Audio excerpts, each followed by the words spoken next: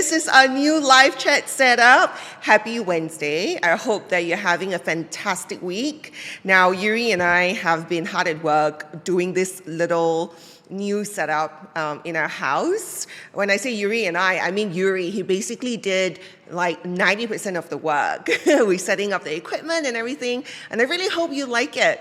Now, one of the objectives for us to basically change the setup on our Facebook Live was because you guys have been asking for a podcast for like the longest time, right?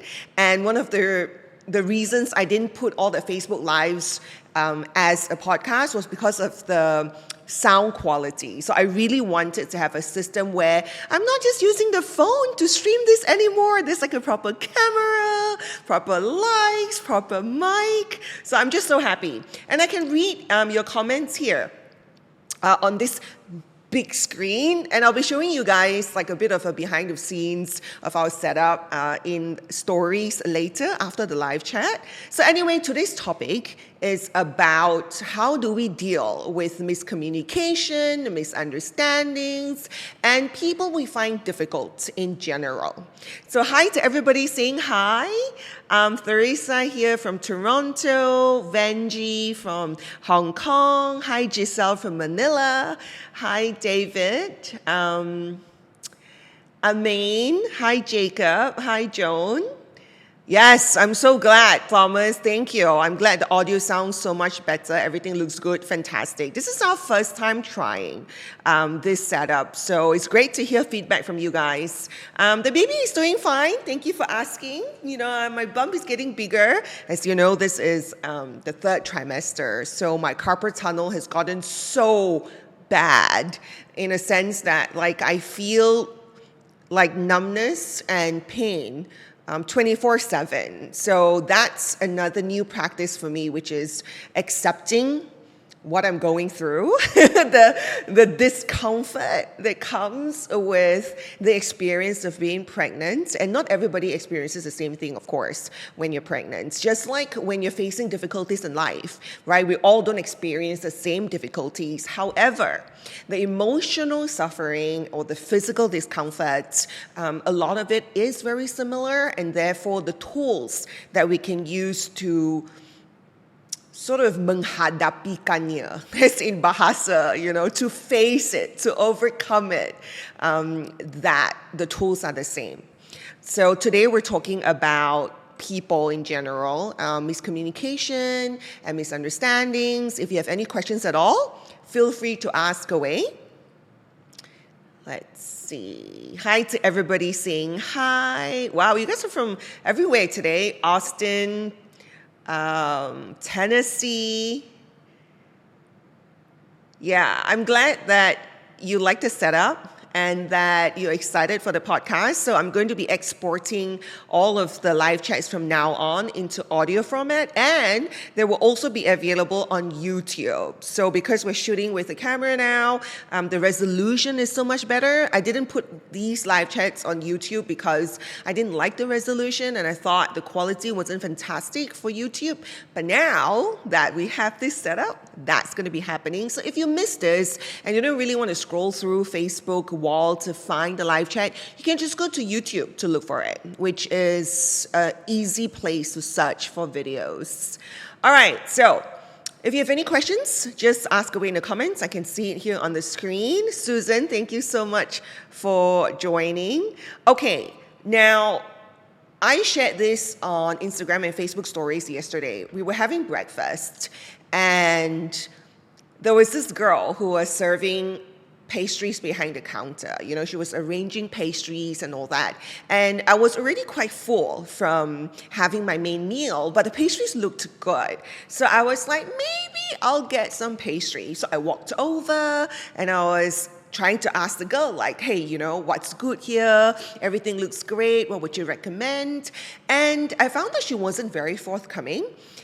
in replying or recommending some pastries. So then after a while, I look around and I'm like, nah, it's okay. I'm not going to get any. You know how sometimes when the person behind the counter is really enthusiastic, even though you're kind of on the fence on buying something, you would get it anyway because the person is just so friendly and so warm and so enthusiastic, right?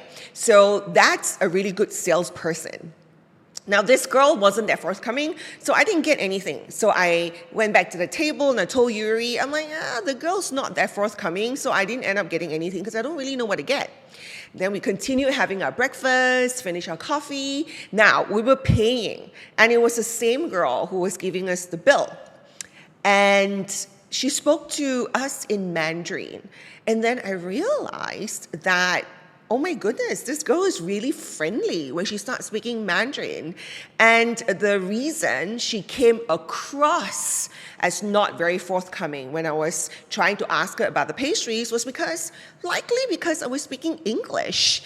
And maybe she wasn't comfortable with the language, maybe she wasn't confident with the language, even though in Malaysia, we basically speak 3 languages, Bahasa Malaysia, English, and Mandarin, but not everyone speaks all 3 languages, and not everyone speaks 3 languages fluently. Like my Bahasa is really bad. My Mandarin is just all right. And so then I realized that, oh my goodness, it's such an interesting experience where there was somehow like it wasn't a miscommunication, but it was a misalignment.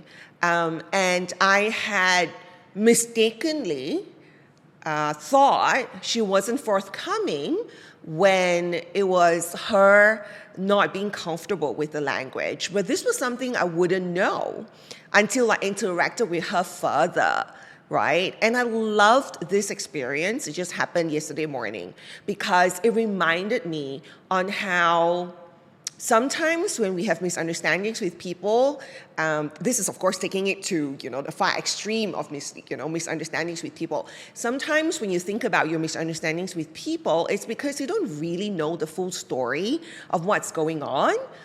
You don't really know the reason behind their behavior. Obviously, if someone's rude to you, whatever it is, there's no excuse, right? But I'm not talking about excusing someone. I'm just talking about miscommunication and misunderstandings in general. A lot of the times it's because we don't really get the person. We don't really understand what's going on in their head, right? And it's so easy for us to jump to conclusions. It's so easy for us to be judgmental even. And then we feel wronged, right? We feel like this person is so difficult. Yuri today, he was saying that, we never think we're wrong. We just feel like we're wronged. And I'm like, yeah, that's true, right? And a lot of the times when you're going through difficult challenges with people, you kind of feel like you are the victim in the situation. That's why you're so upset, right? And so for us to sort of just have this mindset that we really need to give people the benefit of the doubt whenever there is a miscommunication or misunderstandings that happen, that already calms us down in difficult situations with people.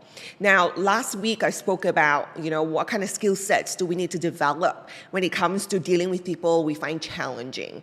And so, that was a really popular topic. You guys had a lot of questions. So I thought, I'll take it further today and answer a lot more of your questions and be able to go a bit deeper into dealing with miscommunications and misunderstandings and people we find difficult, because I realized a lot of your questions are actually about relationship issues. And of course, this happens a lot at work as well. Let's see. Hi, Beth from Austria. Hi, Josephine. Hi, everybody saying hi. Okay, so Susan is asking, how do you control your heart from beating so fast when you're dealing with a difficult person? Even typing this out, my heart is racing because of past dealings with them. First of all, Susan, I completely understand and relate to what you're saying.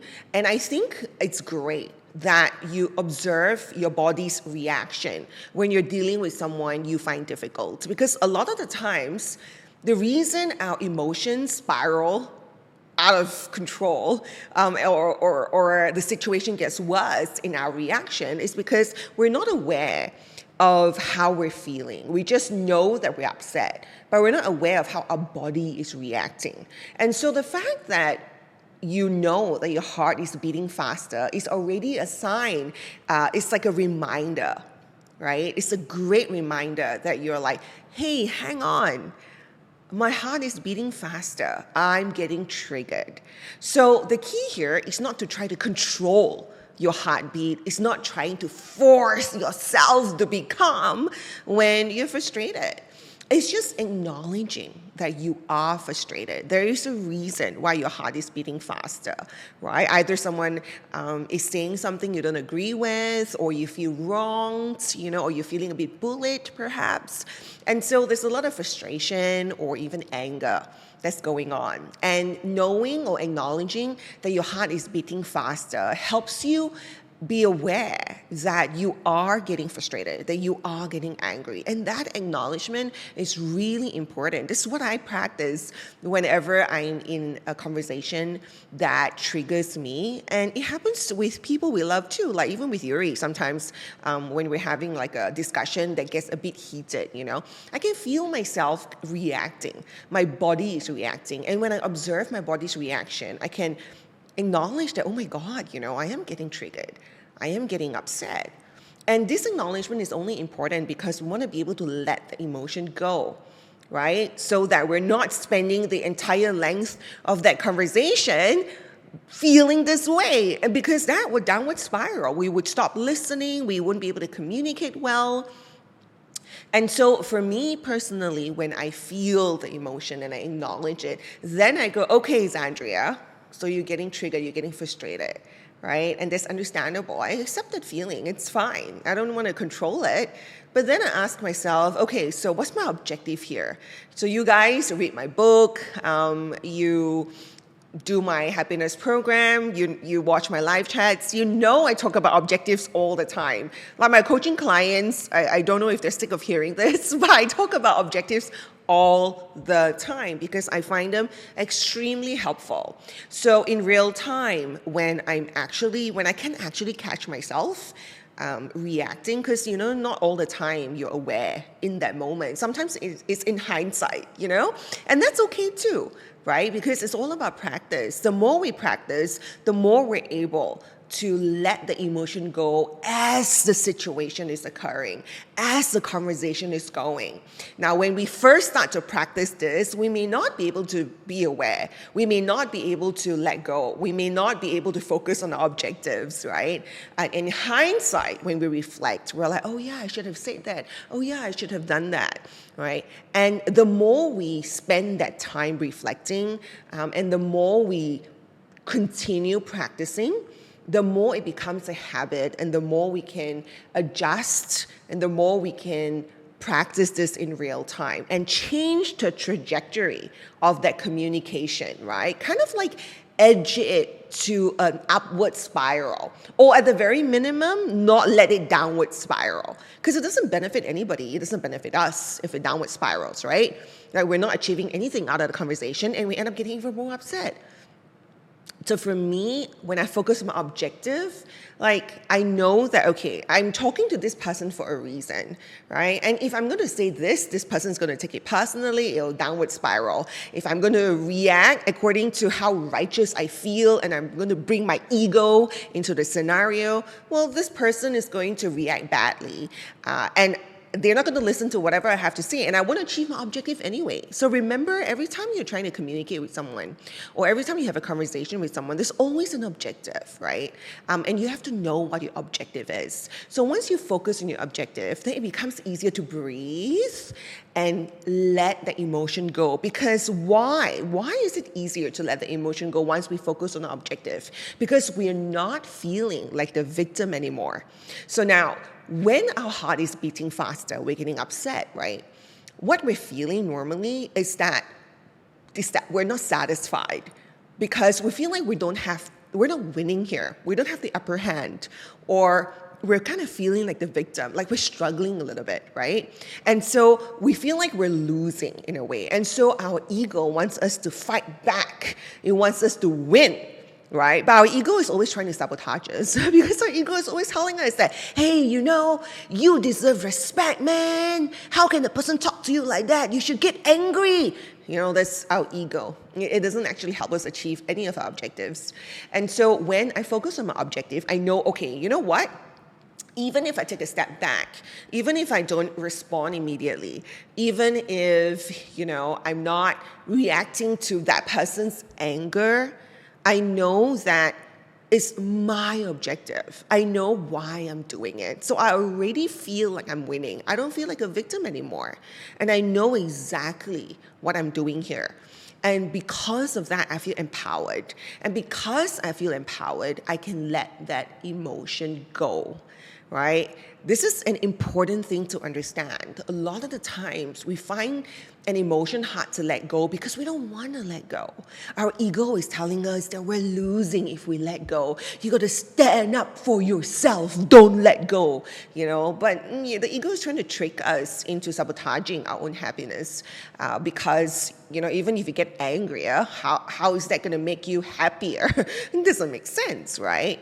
And so, this is a really long answer to Susan's question about, heart beating faster, what do you do about it? But this applies to a lot of conversations where we find difficult. And I hope it helps you too. So this is a method that we need to practice. So we don't go from feeling upset to immediately being able to let go. That's like jumping a few steps. So we need to be able to be aware of how we're feeling, be aware of how our body is reacting, acknowledging that we're triggered, making a conscious effort not to take things personally, not to bring our ego into play by focusing on the objectives and feeling like, okay, we know what we're doing here. We're not feeling like a victim anymore. And then we want to let go of the emotion and then we refocus during the conversation. That's in summary. Okay, let's see. Let's read more questions. Jen here says, my son is no longer talking to me. He is now dealing with his inner child issues. He wants me to give him space, but it's so challenging to me right now.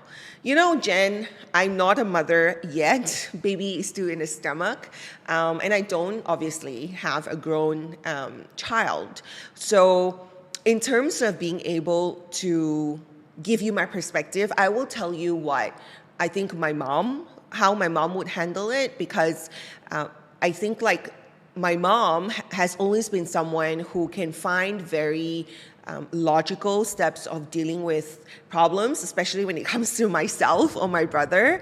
And so I think what my mom would say here is that if the person needs space, then you give them space in terms of not trying to get them to talk before they're ready, right? Especially if it's your own child, it's going to be very difficult to kind of stand back and not try to dive in and help immediately. But it's hard to sort of say like, okay, you know what? I love this person, but at the moment, this is not what they need, right? They need space. So giving the person space doesn't mean you give up on them. So I would say giving a person space, especially your child, is to give the understanding that he's dealing with his own issues right now, like you say. He wants me to give him space, but it's so challenging for you right now. So you've got to ask yourself, what's so challenging? Is it because you feel like a failure if you don't help him? Or is it because you feel like it's a rejection if he doesn't want you around when he's going through something difficult? You have to ask yourself, and not take any of it personally, because this is not about you, this is about him, right? And so sometimes I think with parents, I've seen a lot of parents who try very hard to solve their children's problem, but in actual fact, I think it's much better to teach them how to solve their own problems, because we can never make someone's life better. We can only help them make their own life better. And I think that you giving him space and being supportive and understanding at the same time means never judging him for not wanting you around, being understanding that even though it may hurt you, this is what he needs at the moment. So you are always just a phone call away, or you're always, there if you ever need him, to give him the acceptance that, I don't take this personally, and I love you, and I know you're going through something difficult right now.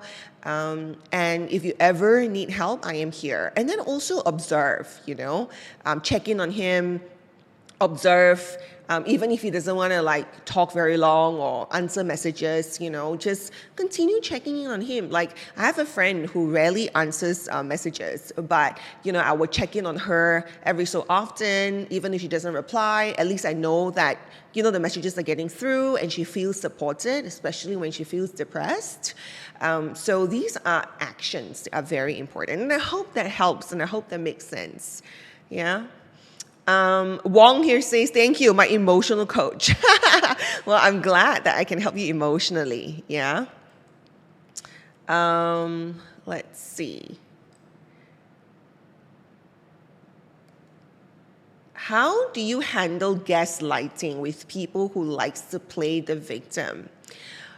Well, this is a very broad topic, because one is that we can think that someone is gaslighting because that's how we perceive them to be, but they're not.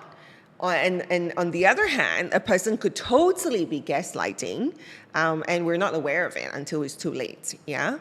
And so I would say that if you feel like someone is gaslighting you, then it is time to re-examine the entire relationship.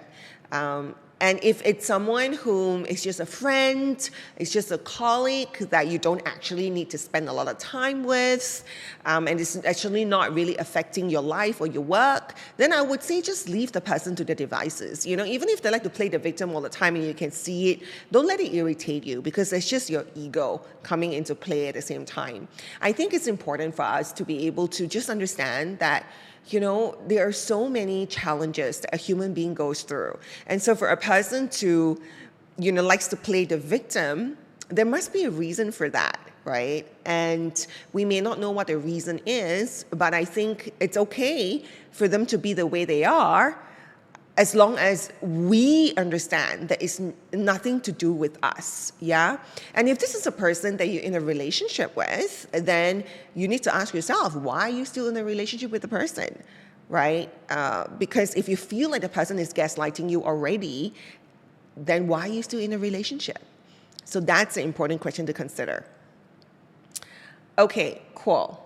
Yay, I'm glad that you guys are loving this setup. And I hope that, the audio is doing it justice as well. Okay, so when it comes to miscommunication and misunderstandings with people, that's a topic for today, yeah?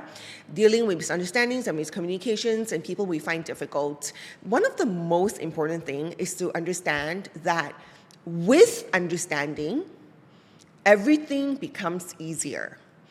And it's very hard to be understanding when we don't have enough information. So it's kind of like, the example I was giving earlier with the girl that I thought wasn't very forthcoming, but it was actually because she wasn't comfortable with speaking English. Then I found out I had the information, yeah, that she, probably feels more comfortable speaking in Mandarin because her whole entire demeanor changed. And because I had the information, it was easy for me to, be really friendly and whatever it is. Now, what I'm saying here, I'm trying to say here is that even when we don't have that information, even when we don't know why someone is not that forthcoming, always keep in mind that what you perceive of someone may not actually be the truth. So some people can come across as very aloof and very snobbish, but maybe they're just shy. Maybe they're insecure in some areas, and that's why they are the way they are. Sometimes we feel like the person is always like know-it-all, wants to have the last say in everything, right? And we think they're so arrogant. We think that they think they're better than everybody else, but maybe in actual truth, they are just insecure, and they really feel like they need to step up and say something, to cover up or to sort of like feel more in control. Yeah. And so we need to be able to understand that every single human being has vulnerabilities. Yeah. And it's hard for us to see someone from that perspective when we're already feeling triggered ourselves, when we're feeling wronged. So whenever we start to feel ourselves reacting and we start to feel ourselves not feeling fantastic about someone, and we're getting riled up and triggered towards a person, we need to remind ourselves that this is a human being. Right? And a human being has fears and needs. They too have an ego, and they're probably being driven by it as well. And when I say they have an ego, I don't mean that they are arrogant, they have an ego, The ego is basically our fears and our needs. So every single human being have some kind of need for validation and some kind of fear of rejection or fear of insignificance. And I think we're all very similar that way. It just manifests differently, yeah? So always remember that even when we think we know someone's story, chances are we don't really. And even when we don't know that story, we have to be able to just do the simple understanding, give that simple understanding that they're human and they're vulnerable as well. And there is something that you're not getting, that we're not understanding about this person. And that's why they're reacting so aggressively or so angrily, or why they're always in the victim mindset, or why they come across as a know-it-all or arrogant, or why they have such a bad temper. This is not about excusing the person and say, oh, you can treat me however the way you want just because I give you understanding. No, that's not the point. The point is for us to be able to let go of the emotional frustration, right? Because even if you want to not have a relationship with someone, or you want to stop being friends with someone, or you leave a company, with a ex-boss that you don't like, or ex-colleague that you don't like, the emotional suffering can follow you all the way to your new company. You know what I mean? Like, even if you decide to break up with someone, it doesn't mean that you're free, right? Because the emotional suffering, the anger and the blame that you have towards the person, it follows you. And so you're not free, right? And then you blame the person for making you unhappy. But actually, it's our own inability to be able to just understand that, hey, this person is a human being and they may be doing something that I don't agree with and I don't understand, but I do understand that they're human, and for whatever reasons that I'm not getting, the way they're behaving is in accordance to their vulnerabilities and their fears and their needs, right? So it has nothing to do with me. So I'm going to let go. I'm not going to hold on to blame and anger. And that's how we have peace, That's how even after you exit a relationship, you really exit and not continue suffering, right? How many times have we gone through an incident with someone and it's over already, it's like 2 days ago, but it still bothers you so much that, you see a family member, you're talking about it, you're complaining about this person, when you're showering, you're thinking about the person and, hey, this is what I could have said, I get so angry, and then you come out from the shower and really angry, but this happened like 2 days ago. So the emotional suffering that we're feeling, this emotional suffering is self-sabotage. Because honestly, it's not the person making you unhappy anymore. Do you know what I mean? I hope that makes sense. Like Steele here says, these emotions really chain ourselves. It's true. Letting it go is a long-term practice. Let's see. Hi to everybody saying hi again. Okay, so if you have any questions, feel free to ask them. I am looking at the comments section now, and I can see all of your comments, especially the latest ones. Bobo here says, it's not easy. Yes, happiness is simple, but it's not easy. Why is it not easy? Because life is full of challenges, and the only way it feels easier is that if we practice. And I always like to think of the analogy of, life being like a river where, we are like water, or I would like for us to be like water flowing down a river. But the river has many rocks, right? And life has many obstacles. So if you think of your life as you as the water flowing in the river, you can see that naturally there would be a lot of rocks around you. And if we can accept this, if we see our life as water flowing around and over rocks, then it's so much easier for us to adapt to the challenges that come our way, because the water don't get frustrated at the rocks for being there. The water just accepts it, like, oh, this is the river.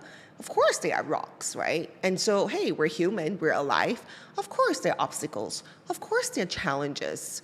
And so we don't get frustrated at the obstacles for being there. So if you're having like a miscommunication or misunderstanding with someone in your life, don't resent the person for bringing this problem into your life, because it is part of life. Dealing with people who we find difficult is part of life, just like, rocks are part of a river. So, if we are like water, it means that we just flow, we don't judge, we try our best to navigate, to adapt.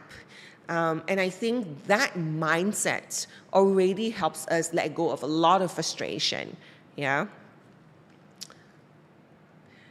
Puneet here has a comment. My dad always judged my emotions instead of talking it through. For example, if I say the realtor I'm working with is not doing great, instead of asking why and knowing more details of how I'm feeling, he says, it's your job to get along with the realtor. He also, this comment is really long. And work as a team. So Puneet's dad will say, it's your job to get along with the realtor and work as a team. He also believes that keeping quiet is the best way to heal. Maybe for him, but not for me, as I feel like being quiet and avoiding conversation makes you feel even worse. How do I accept him as he is, even though we both don't have the same beliefs? Now, Puneet, I'm going to give you a very simple answer, but it may not be so simple to practice, but you can definitely do it. The simple answer of how can you accept him for who he is, even though you don't have the same beliefs, is to accept him, even though you don't have the same beliefs. I know that sounds like I'm just repeating what you said, but think about it. Ask yourself, why do you need your dad to have the same beliefs as you in order for you to accept him, right? I think maybe if you ask yourself deep down inside is perhaps you are feeling like because your dad don't share the same beliefs as you, or maybe he gives you a different opinion where it doesn't come across as supporting you, like his advice done out of love does not come across to you as agreeing with you. So then maybe you're feeling, the interpretation that you're feeling is maybe your dad doesn't see you. Maybe your dad doesn't understand you. Maybe your dad doesn't accept you. And that's why you feel like there's this gap between you and your dad. And that's why you crave or you want his approval or his acceptance. Maybe that's why you need or you want him to give you the advice that you want to hear, as opposed to the advice that he, as your dad, would naturally give, because that is his personality and that's his life. That's his worldview. Right? Your dad's not going to change, right? But we as children, of course, we would like our parents to say certain things to help us feel better about ourselves, right? And that's why we take it very personally. When our parents say something that we feel like, oh my goodness, it's not what I need to hear right now, or it's so different from what I think is useful, right? And I don't agree with it anyway, But how do I accept my parent for being who they are? But the question is not so much of that. The reason you find it hard to accept your dad for who he is because you want his acceptance. Because you feel like on some level, maybe he doesn't see you for who you are. Maybe he doesn't accept you in a certain way. And that's why he's giving you this advice that seems so contradictory to what you think of yourself. And because of that, there's a certain kind of hurt or maybe even rejection that you're feeling. And because you don't have his acceptance, you find it hard to accept him. And I know this is a very long way of coming, into this whole circle of how to accept your parents. And the short answer after all of that is to ask yourself, why is it that you need your parents to behave in a way that makes you feel good about yourself, right? And for all of us children, I think it's very natural for us to crave or want the approval and acceptance and the praise and the recognition of our parents. And just acknowledging that means we can acknowledge that it is hard for us to not take it personally when they are behaving in a way or saying things in a way that does not contribute to our self-esteem and instead makes us doubt ourselves a little bit more or maybe makes us even more frustrated, right? And so what we need to practice in this lifetime is accepting people for who they are, which means that that it's not your dad who does not accept you. That it's just that you don't feel supported. It's not that your dad doesn't support you. He's just not saying the things you want to hear, right? I'm sure he loves you. So it's not about him not loving you or him not caring or him not supporting. It's just your dad being your dad. This is who he is. This is how he's been as a child, growing up into a teenager, being an adult. This is his own worldview. This is how he lives his life. So he's just trying to tell you what he would do.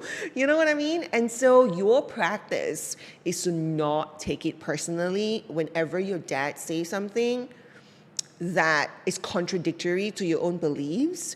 And you have to remind yourself that even though it feels personal, it's not personal. He's not judging you. He really isn't judging you. And so you don't have to feel rejected at any time. Yeah? So I hope that helps. Let's see. Okay, reading more comments. Susan here says, I love your river analogy. I'm glad that it makes sense. Imelda here says, trying to understand that everyone is different in many aspects. Recently, I have been struggling with narcissistic characters in my workplace, as it's hard for me to point out someone's mistake whilst trying not to hurt others. I don't know what to do. I think that, when we're working or even as a parent, we have to develop the skills of having to point out someone's mistake without without making it seem very personal so that you don't end up hurting their feelings. Like my mom always says, there is a skill in stepping on someone's shoes without messing up their shine. So there are ways of saying something.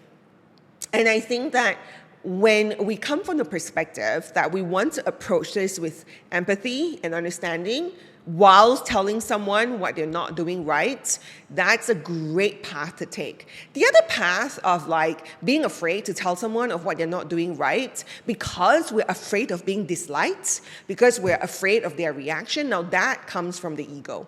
So this is not the best path for us to take. So we want to be able to be considerate and have empathy and be understanding whilst knowing that, okay, I need to give this person some critical feedback that they may not like to hear. And I have to be prepared for their reaction, right? That's the empathy I'm talking about. That's the understanding. So that when they do take it personally, you're not taking it personally, that they're taking it personally. You understand that it's hard for someone to hear what they're doing wrong. And so then you are calm and you're more patient Yeah, and this is how I imagine it would be with children as well, because you have to tell them what they're doing wrong, right? A lot of the times when they're doing something wrong. But also, a lot of parents, I think, are so afraid of their kids being upset at them or of their kids disliking them, and say, I hate you, mom, I hate you, dad. It really hurts to hear that, right? And so then they find it hard to do it. And then so maybe they avoid the discussion. However, there are parents who understand that, this is not personal.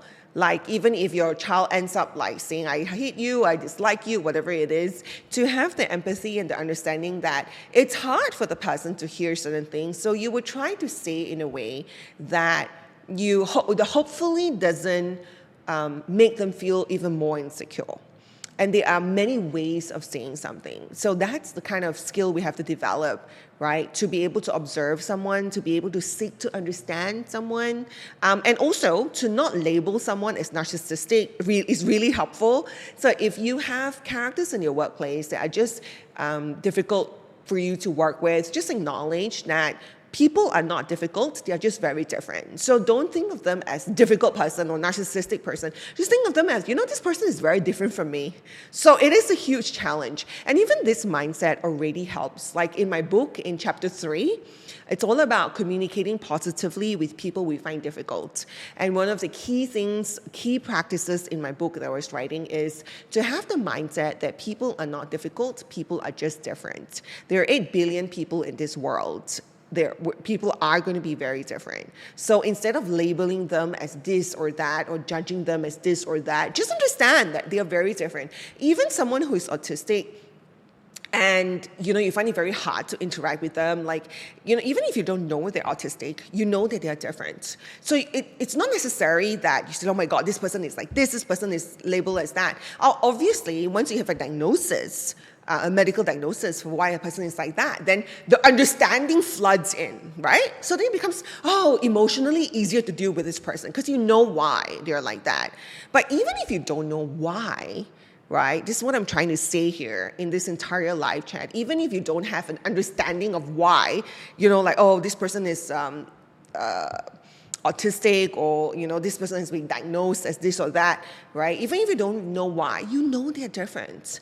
And the expectation for all of us human beings, if you want to have any expectation, it is that people are different, right? It's not logical for us to go through life thinking that people are similar to us and we need them to bend to our rules. And, if they don't do something that we would do, then we're like, hey, you have no common sense, then we start judging them. I was just saying to my sister-in-law, Singy, the other day about how, even washing dishes, there is a technique to it. Yeah, and I learned this because, I've been washing dishes since I was a teenager, right, in the house. But I never knew that there was a more efficient way of washing dishes until I saw the way she washes dishes, right? Because her dad taught her how to wash dishes a certain way when she was young. And it's very efficient and very it saves more time.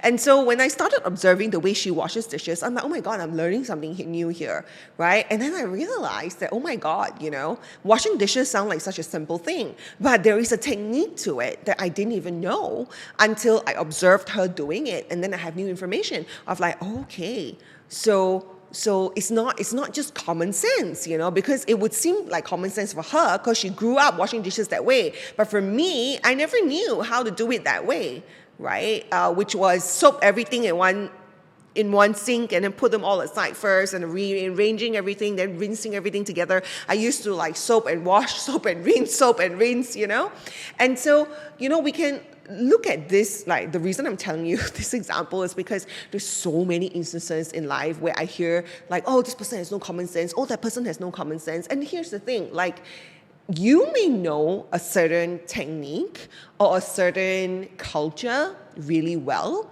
because that's your training, that's your conditioning. But for that person, it is not their training. It is not their conditioning. And so even sometimes, even when it can feel frustrated, dealing with someone who's so different from you and they're not exhibiting the behavior that you think is common sense, remind yourself that there is no such thing as common sense.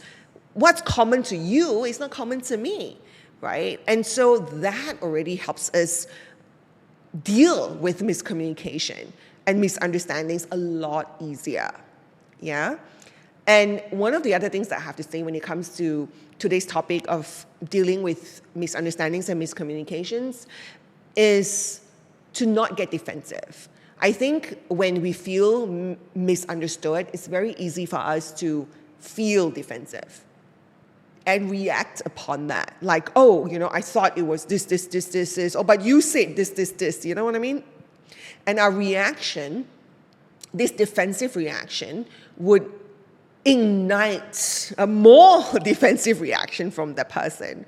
And then it's again a downward spiral. So the misunderstanding gets worse, right? So we're not communicating well. So I think as long as we understand that, okay, you know what? There's something here that I'm not getting. And my only objective going to this conversation is to understand you, is to seek to understand you. And that's basically it, right? Whenever there's a misunderstanding or miscommunication that happens, your objective going to the conversation, be very clear about the objective and center the objective around seeking to understand the person, as opposed to the objective being, I need the person to understand me so that they don't misunderstand me, They misunderstood me, So I have to make sure they don't misunderstand me, because it's not my intention, okay? I'm not like that, I'm not that kind of person. A lot of the times we go into a conversation feeling like that, right? And we're already on the defensive going in, and then it downward spirals. But if we go into the conversation thinking, you know what? I know there's a misunderstanding here and there's a miscommunication because that's not my intention at all, but the person seems to think something else, right? And obviously they're seeing me in a bad light because they misunderstand me. But I'm not going into the conversation to try to explain and justify. I'm going into the conversation to understand what they understand. I want to know, I'm very curious how their mind is working. Which part of maybe, even in the email, it's easy to misunderstand, right? Which part of our interaction did they pick up on? What is it that you're seeing that I'm not seeing, right? And what are their fears associated with it? Sometimes in a work situation, the person might jump to conclusions or the person might misunderstand you because they have their own objectives and they fear that you're not making their life easier for them, right? So a lot of these situations can occur, and in relationships as well. And so it's really important for us to practice our mindset, the pre-communication strategy before going in. And that's setting our mindset, knowing not to be defensive, going in with the right objectives, not the objective to be understood, but the objective to seek to understand. All right? Now, let's see. Agnes here says, whenever I feel down and not feeling good, I'll come to your page and take a look around. It's like a vitamin for me. I'm so glad. I'm glad you enjoy the videos. Punis, I am so happy. I feel so happy for you that you feel clearer after what I said about you and your dad and what you can do, Let go of that. Let go of that guilt that you're probably feeling as well. Let go of that blame that you're probably feeling as well. And yeah, I really hope that you can come back to this video. Since this is going to be on a podcast and it's going to be on YouTube, you can come back to it anytime you need to remind yourself on how to practice acceptance towards your father, right? Humu here says, sometimes generational differences also count, especially these generation with everyone being judgmental. Yeah, I don't feel like everyone is judgmental. However, I do know that I can sometimes be judgmental without being aware of it. And so, I don't know. I think I don't really care about how everyone else is. I think what's more important is how we are, right? Let's see.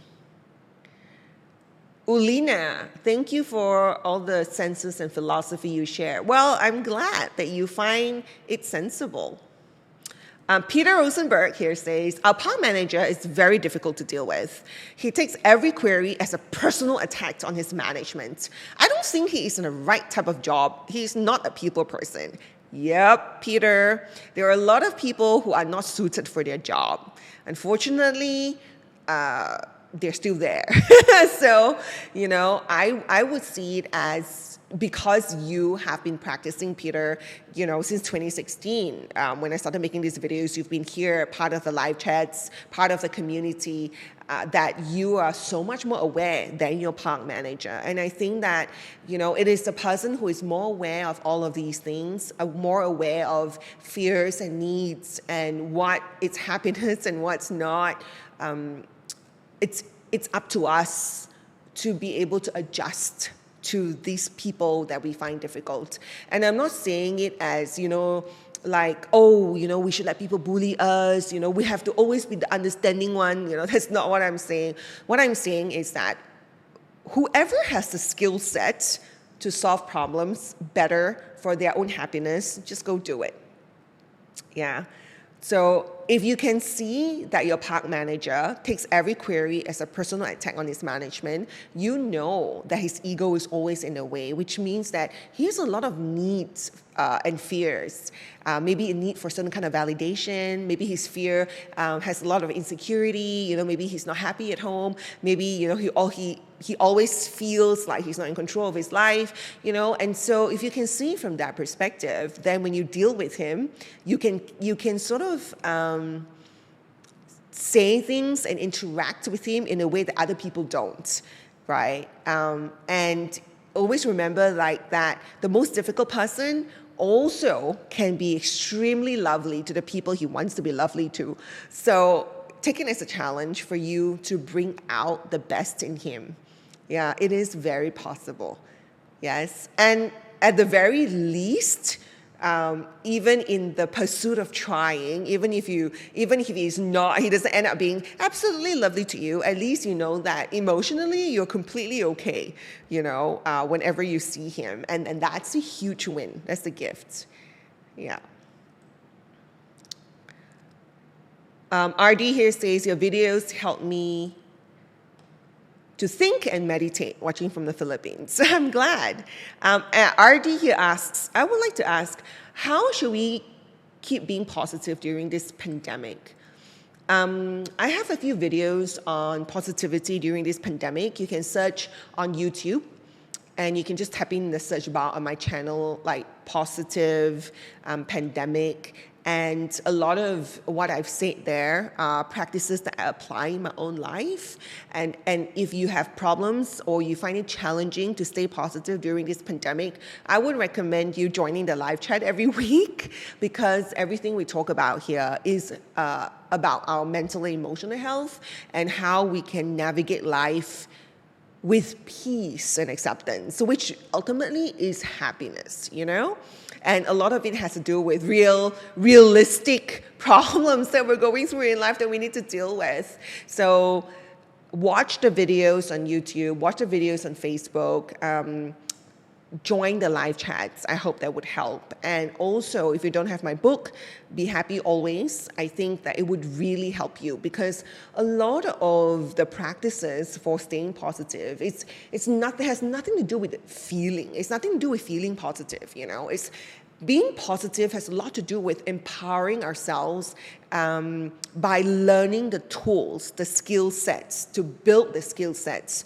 to overcome problems positively. That's how we are positive. So positivity is not a feeling, right? It's our ability to see a situation in a certain way so we can deal with it positively.